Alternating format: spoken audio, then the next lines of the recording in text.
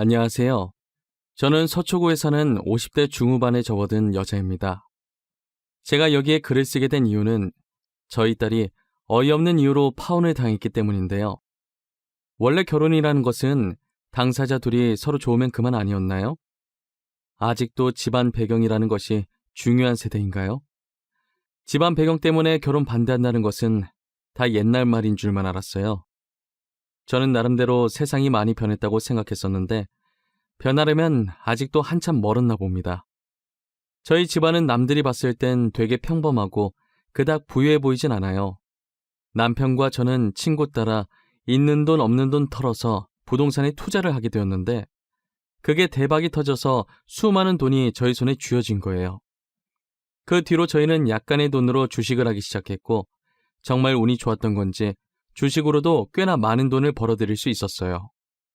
저희 가족은 많은 돈을 가지게 되었다고 해도 초심을 잃지 말자는 생각을 항상 하고 있었어요. 남편은 돈 생겼으니 괜히 사업하겠다는 헛된 생각을 하지 않았고 다니던 직장을 꾸준히 계속 다녔어요. 저는 원래 하고 있던 프레시, 그러니까 흔히 알고 있는 야쿠르트 아줌마를 계속해왔습니다. 집도 이사가지 않고 옛날부터 살던 주택에서 지금까지 살고 있어요. 그리고 이제 사회초년생인 딸은 제가 들고 있던 건물 1층에서 카페를 하나 차렸죠. 카페에서 일하면서 매일 커피를 사가는 남자와 연애를 시작했다고 하더라고요. 예비 사위는 바로 옆 건물에서 일하고 있는 멀끔한 청년이었어요. 딸은 결혼하겠다고 예비 사위를 집에 데리고 온 적이 있었는데 서글서글한 게 마음에 들었어요. 저는 평소 제 건물을 직접 청소하는 것을 좋아했어요. 괜히 돈 주고 청소하는 사람 고용했다가 제 마음에 들지 않아서 그냥 제가 하기로 마음먹은 것이죠. 예비 사위는 그런 저를 몇 번 본 적 있다면서 아는 척을 하더라고요. 어머님께서 항상 지희 가게 건물 청소하시는 거 봤어요. 어쩜 그렇게 부지런하세요? 젊은 저도 어머니처럼 부지런히 움직이고 싶은데 마음처럼 쉽게 안 되던데. 내가 뭘, 별거 아니야. 그냥 가만히 있긴 뭐해서 사부작거리는 거지. 내가 좋아서 하는 거라 그렇게 힘든지도 모르겠어. 아침 일찍부터 야구르트 방문 판매에 이렇게 건물 청소까지 하시잖아요. 그 나이에 그렇게 움직이기 쉽지 않으실 텐데. 저희 엄마도 집에만 계시거든요. 어머님은 진짜 대단하세요. 에이, 아니야. 나한테 지금 잘 보이려고 일부러 계속 이러는 거지? 안 그래도 돼. 그러지 마. 나 진짜 너무 부끄러워. 부끄럽다고 그만하라고 하긴 했지만 저를 치켜 세워주는 예비 사이가 싫지는 않았어요. 아무리 빈말이라도 요즘 친구들은 저렇게 말을 잘 못하잖아요. 제게 노력하려는 게 보여서 예비 사위의 첫인상은 아주 좋았습니다. 저희 남편도 아무 말 안 했지만 예비 사위를 마음에 들어하는 것 같았어요. 그렇게 저희 딸도 예비 사위 집에 인사드리러 갔다 와서 상견례를 하기로 했습니다. 딸이 시부모님이 되실 분들도 예비 사위 못지않게 성격이 좋아 보이셨어요. 두 분께서 되게 인자한 미소로 저희를 반기고 계시더라고요. 첫인상이 너무 좋아서 저런 가족이라면 우리 딸을 믿고 맡겨도 되겠다는 생각을 하고 있었어요. 하지만 말하면 말할수록 어딘가 이상한 느낌이 들더라고요. 우리 아들에게 사돈에 대해서 많이 들었습니다. 사돈 어른께서 자동차 관련해서 일을 하고 계신다던데 자금이 많이 들어가겠어요. 저희 회사가 아무래도 큰 편이라 자금이 많이 들어가긴 하겠죠. 저도 정확히 얼마나 들어가는지는 모르겠네요. 근데 왜 물어보시는 건지. 아니에요. 그냥 한번 여쭤본 말이었어요. 보통 자금을 여유분까지 넣어놓고 계신가 봐요. 정확한 금액을 모르시는 걸 보니. 네, 아무리 일 잘하는 사람이라도 실수할 때가 있잖아요. 결제일을 착각할 수도 있는 거고 그것 때문에 회사가 망할 수도 있으니 여유 자금을 미리 넣어놓는 편이더라고요. 그렇군요. 회사가 제법 체계적이네요. 결제일 착각해서 망할 일은 없겠어요. 제가 초면에 질문이 너무 많았던 것 같네요. 얼른 식사하시죠. 예비 안 사돈이 계속 남편한테 저희가 엄청난 사업을 한다는 것처럼 이야기하는데 저는 그냥 제가 잘못 알아들은 건가 싶어서 깊게 생각하지 않고 그냥 넘어갔어요. 그렇게 결혼 날짜까지 잡고 상견례를 무사히 잘 끝내고 집으로 돌아왔어요. 집으로 돌아오는 순간부터 결혼 준비로 바쁘게 움직여야겠더라고요. 예비 사위가 빨리 결혼하고 싶다고 하는 바람에 조금 촉박하게 날짜를 잡은 터라 저는 딸과 급하게 혼수랑 웨딩드레스를 보러 다녔어요. 금방 끝날 줄 알았는데 생각보다 준비할 게 너무 많더라고요. 그래도 저희 딸이 시집가서 밉보이면 안 되니까 없는 시간까지 쪼개서 뛰어다녔습니다. 그런데 결혼 일주일 남겨두고 딸이 울면서 집으로 돌아왔더라고요. 왜 그러냐고 무슨 일 있냐고 물어보니 예비 사위가 헤어지자고 했다는 겁니다. 갑자기 예비 사돈이 딸과의 결혼을 반대했다는 거예요. 저와 남편은 마른 하늘에 날벼락 맞은 것도 아니고 하루아침에 파혼을 당하니 당황스러웠어요. 이유라도 알고 싶었는데 아무리 물어봐도 딸은 입을 꼭 다물더라고요. 제가 말할 때까지 자신을 놓아주지 않을 것 같으니 겨우 입을 열었어요. 오빠가 나랑 결혼하고 싶어서 우리 집안이 사업하는 집안이라고 거짓말을 했대. 아빠 지금 다니고 있는 회사 아빠 거라고, 아빠가 사장이라고. 뭐? 이게 무슨 안서방이 진짜 생각이 있는 거야 없는 거야? 아니 어쩌자고 어른들한테 강 크게 그런 거짓말을 한 거야? 그래서 자기도 너무 양심에 찔려서 사실대로 아빠는 월급 받으면서 회사 다니고 엄마는 야쿠르트 아줌마라고 그리고 가끔 건물 청소하러 다닌다고 했대. 어쩐지 안사돈이 그이한테 자금이 어쩌고 체계적 어쩌고 하더니 우리가 사업하는 줄 알고 지방 배경 보고 결혼 허락한 거였네. 알고 보니 예비 사위가 저희 딸과 결혼하고 싶어서 거짓말을 쳤던 것이었어요. 그리고는 예비 사돈이 딸한테 전화해서 하마터면 사기 결혼할 뻔했다면서 화를 내려다가 자기 아들이 결혼하고 싶어서 거짓말 친 것이니 그냥 넘어가겠다고 했다는 거예요. 거짓말 친 건 자기 아들인데 왜 저희 딸한테 그냥 넘어가겠다면서 으름장을 놓는 건지 모르겠더라고요. 그러면서 결혼은 없던 일로 하자고 했다더라고요. 저는 아무리 이해를 하려고 해도 이해를 할 수가 없었어요. 둘이 좋아서 결혼하겠다는데 도대체 둘 결혼에 저희 직업이 왜 중요한 건지 모르겠어요. 결혼하면 부부끼리 알아서 먹고 사는 거지 제 직업으로 먹고 사는 게 아니잖아요.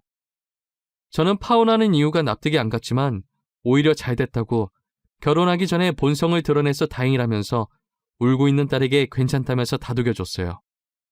딸은 처음에 예비 시댁이 그런 얘기를 했을 때 단지 남자친구와 헤어져야 한다는 사실 하나만으로 슬퍼서 눈물이 났었는데 곱씹어보니 저희를 거지 취급한 것 같다면서 너무 화가 난다더라고요.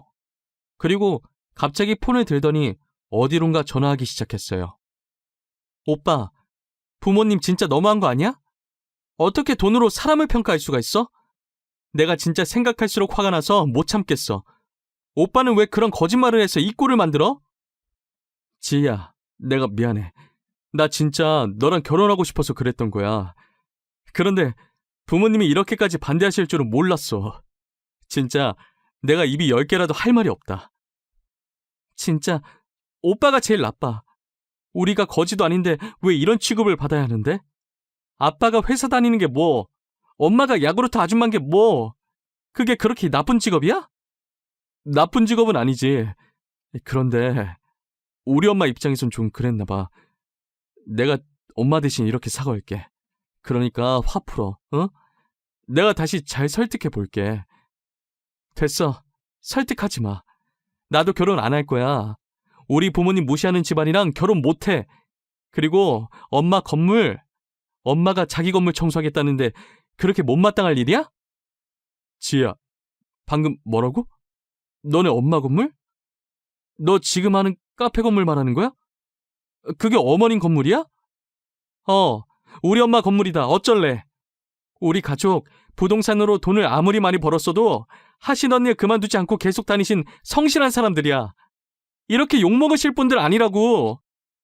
지혜야, 잠시만 좀 흥분을 가라앉혀봐. 내가 나중에 다시 전화할 테니까 조금만 기다려. 알겠지?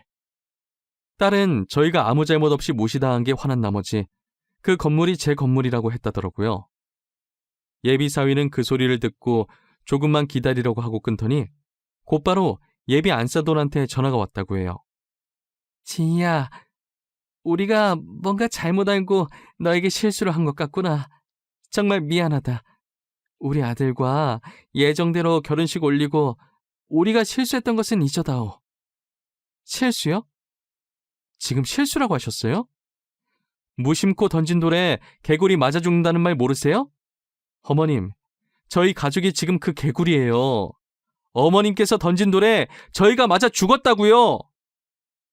말을 또 왜 그렇게 삐딱하게 하는 거야? 내가 오해했다고 미안하다고 하잖니. 우리 아들이랑도 예정대로 결혼하라고 했는데 왜 이렇게 화가 난 거야? 아까는 결혼 반대라면서 사기 결혼이라고 그렇게 저한테 난리치시더니 왜요? 그 건물이 저희 엄마 건물이라고 하니까 결혼시키고 싶은 마음이 생기셨나 봐요? 그런 게 아니야. 내 말 좀 들어줘. 지희야, 우린 정말 오해하고 홧김에 그런 말 한 거야. 정말 별 뜻은 없었어. 우리가 제대로 알아봤어야 했는데 미안하구나. 됐어요. 마음에도 없는 사과 그만하세요. 이젠 제가 결혼할 마음이 없어요. 그럼 이만 끊겠습니다. 다시는 연락하지 마세요. 딸은 단호하게 한 치의 흔들림도 없이 결혼하지 않겠다고 딱 잘라서 말하고 끊더라고요. 예비 안사돈은 딸과 통화 이후로 과일 바구니를 들고 저희 집에 찾아와서 죄송하다고 고개를 숙이더라고요.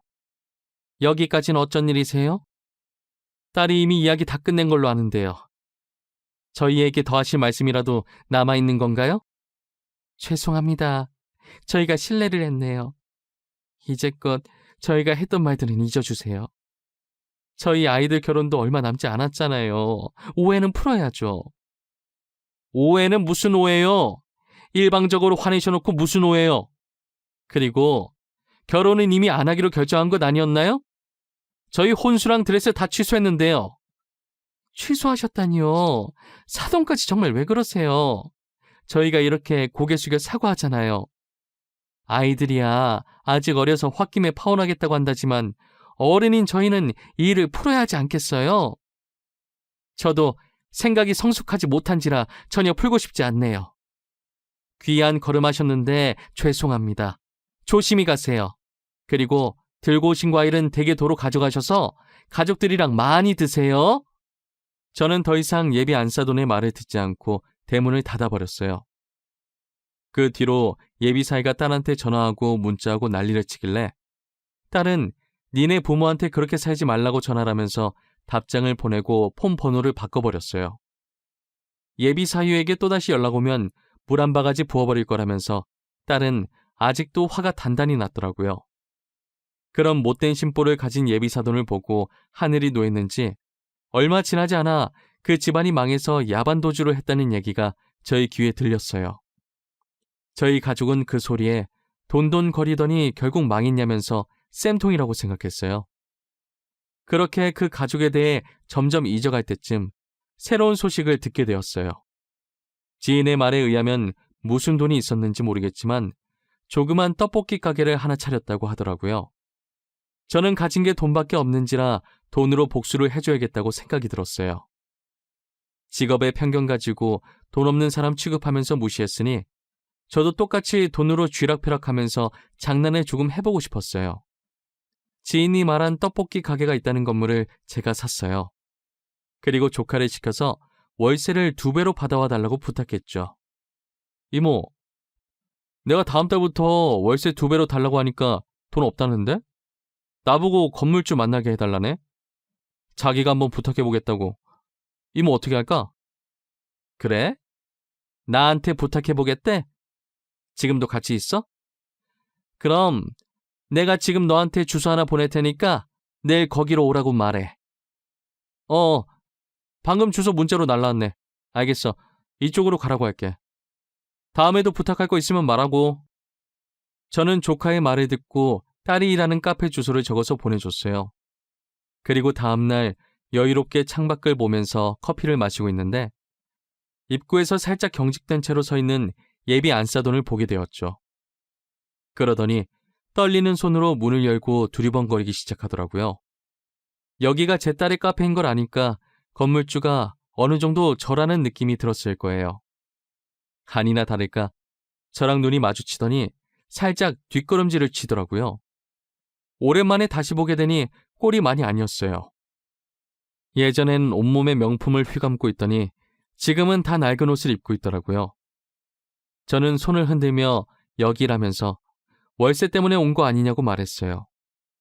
예비 안사도는 어쩔 줄 모르겠다는 표정으로 쭈뼛거리며 제 앞에 앉았어요. 커피 마실 거냐고 물어보니 대답은 하지 않고 고개만 절레절레 흔들더라고요. 질질 끌 필요 없으니까 본론부터 얘기할게요. 다음 달부터 월세 2배로 올릴 생각입니다.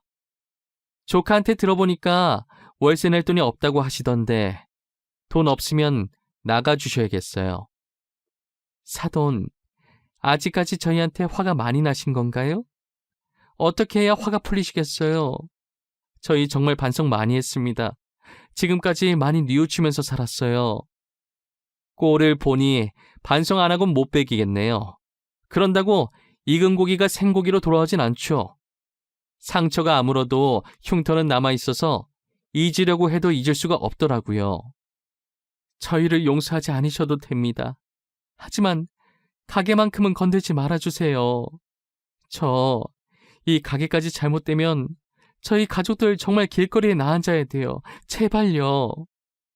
그러게 결국 이렇게 될 걸. 그때 왜 저희 딸한테 그리고 저희한테 상처를 주신 거예요? 저희가 뭘 그렇게 잘못했다고 어린아이에게 상처 주면서까지 매정하게 구셨냔 말입니다. 정말 잘못했어요. 저희도 그땐 부유함이 영원히 계속될 줄만 알았어요. 너무 어리석었던 거 잘 압니다. 저도 지금 후회하고 있어요. 이미 늦었어요. 저는 용서해줄 생각이 전혀 없거든요.